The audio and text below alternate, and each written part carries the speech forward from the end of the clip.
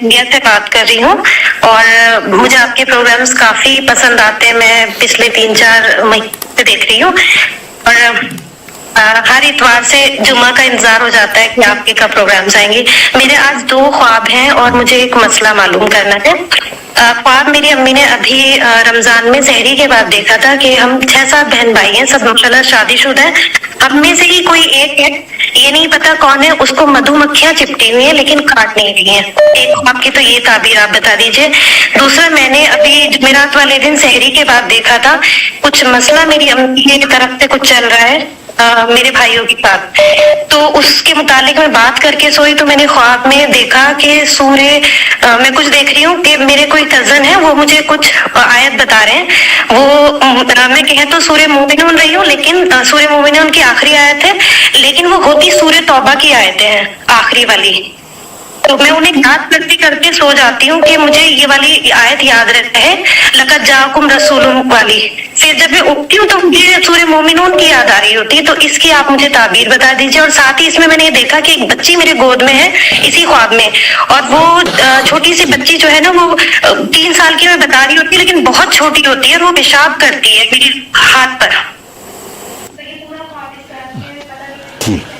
وعلیکم السلام ورحمۃ اللہ.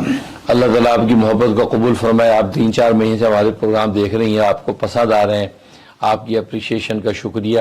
اللہ سے دعا یہی ہے کہ اخلاص کے ساتھ اللہ تعالیٰ اشاعت دین, دفاع اسلام اور خدمت خلق کی اس میڈیا کو دن دگنی رات چوگنی ترقی نصیب فرمائے.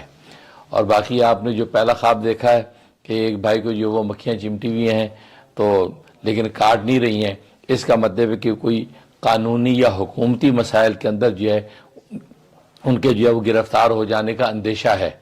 اگر جو اس کا کوئی ضرر اور نقصان نہیں ہوگا, ہو سکتا ہے کوئی شکایت کرے یا بدنام کرنے کی کوشش کرے تو حکومتی سطح پر یا قانونی معاملات میں کوئی ان کے اوپر جو ہے قدغن لگے, لیکن اس کا نقصان نہیں ہوگا, ان کو باعزت چھٹکارا نصیب ہو جائے گا.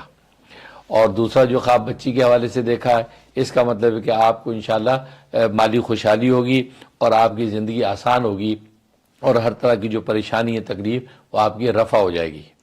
اور تیسرا جو خواب آپ نے دیکھا ہے جو والدہ کے حوالے سے, تو اس میں کیا تھا, ایک کزن نے ایک آیت بتائی. جی ہاں, وہ جو آیت بتائی اس حوالے سے جو ہے وہ دونوں ہی آیتیں مراد ہیں. اس میں سورۃ مومنون کی جو آیت ہے وہ آپ نے پہلے پڑھنی ہے, وہ پہلے آپ نے 41 مرتبہ پڑھ لینی ہے اپنے مقاصد کے لیے, یا بھائی کے ساتھ جو مسئلہ چل رہا ہے اس میں جو بھی آپ حضرات کی بحث و تمیز ہوئی ہے اس کا حل کیا ہے, تو وہ حل اصل میں بتلا دیا گیا ہے.